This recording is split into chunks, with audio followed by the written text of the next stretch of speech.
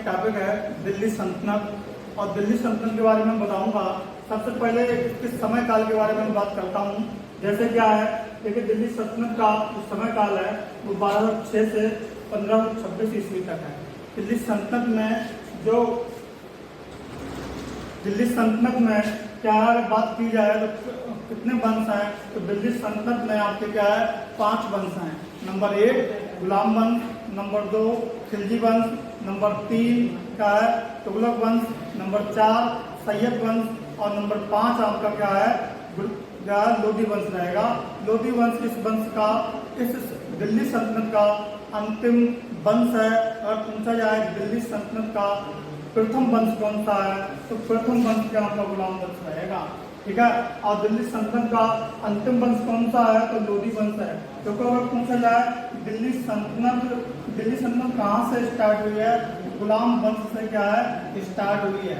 गुलाम वंश को ही क्या है दास वंश कहा जाता है। गुलाम वंश को ही मामलूक वंश कहा जाता है। और गुलाम वंश को अगर देखा जाए तो इलवरी वंश भी कहते हैं। इलवरी वंश क्या इसी का नाम है।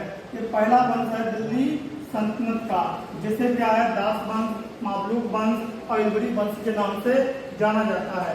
इसका समय काल देखा जाए तो 1206 से 1290 तक चला है। इस वंश का संस्थापक अगर पूछा जाए तो क्या कुतुबुद्दीन ऐबक था।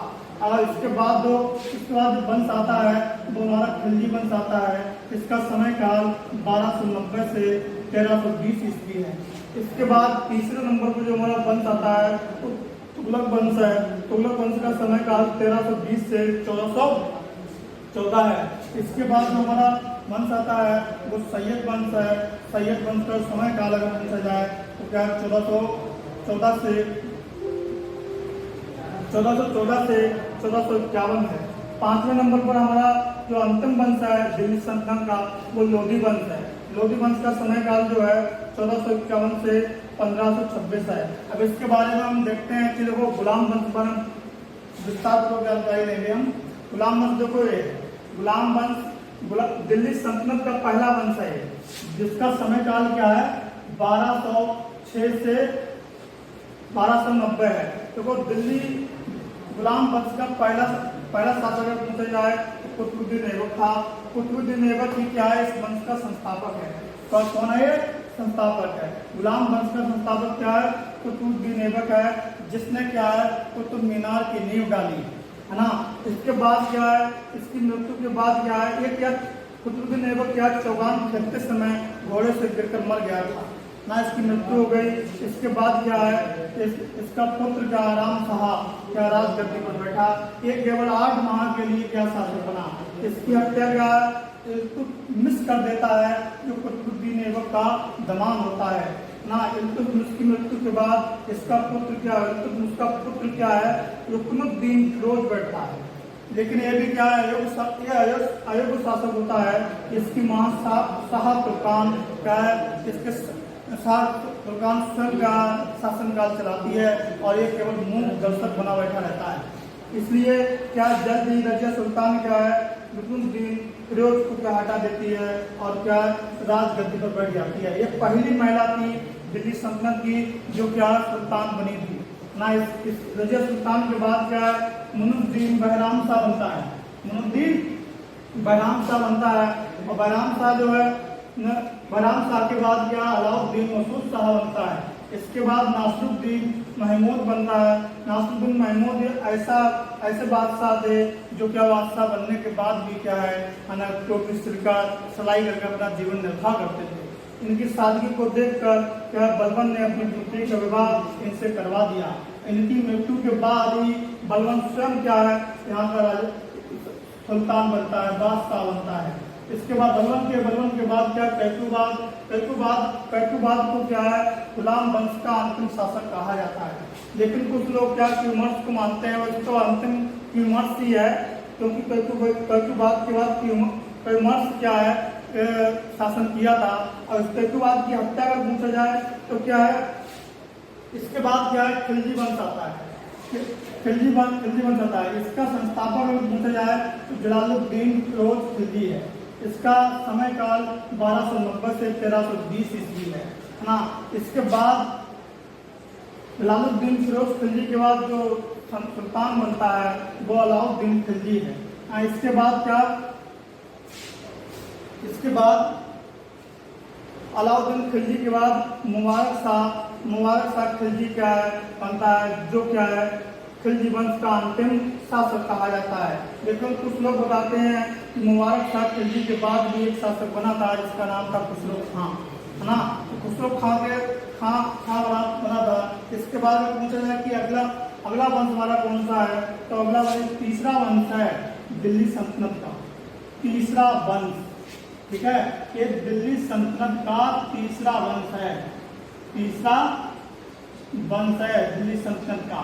अब दिल्ली सल्तनत में देखो तीसरे वंश में क्या है, इसका संस्थापक क्या, गयासुद्दीन तुगलक, गयासुद्दीन तुगलक ये संस्थापक था। इसके बाद क्या मोहम्मद बिन तुगलक बना। इसके बाद क्या है जो शासक बना है फिरोज तुगलक बना है, तुगलक। इसके बाद क्या 5 वर्षों में क्या, अगले 5 वर्षों में क्या है अबू बकर, महमूद शाह और सिकंदर शाह 3 राजा 5 वर्ष में बने। इसका अंतिम शासक क्या हुआ है, नासिरुद्दीन महमूद शाह था। क्या इसका तुगलक वंश का अंतिम शासक नासिरुद्दीन महमूद शाह हुआ है। अगर पूछा जाए इसके बाद जो वंश आता है वो सैयद वंश है। क्या इसके बाद हमारा सैयद वंश है। सैयद वंश का समय काल अगर पूछता जाए, सैयद वंश का अगर समय काल पूछा जाए तो 1414 से 1451 है। इसका संस्थापक, इस वंश का सैयद वंश का संस्थापक अगर देख लेते हैं तो उनका खिज्र कहाँ है, ये संस्थापक है। क्या है, संस्थापक कौन सा, सैयद वंश का। और खिज्र खां ही तैमूर लग्न का सेनापति था। एकदम काम क्या था, तैमूर लग्न का, ये चल नहीं रहा यहाँ पर, ये तैमूर लग्न का सेनापति था, तैमूर का सेनापति था, ये सेनापति था। तैमूर का सेनापति था, तैमूर लग्न का सेनापति था खिज्र खां। इसने क्या सैयद वंश की स्थापना की। इस खिज्र खां के बाद मुबारक खां बना। क्या मुबारक खां क्या शासक बनता है। इसके बाद जो इस वंश का अंतिम शासक क्या है, अलाउद्दीन आलम शाह बनता है। अलाउद्दीन आलम शाह की हत्या क्या है, क्या बहलोल लोदी कर देता है। और बहलोल लोदी जो है लोदी वंश की नींव डालता है।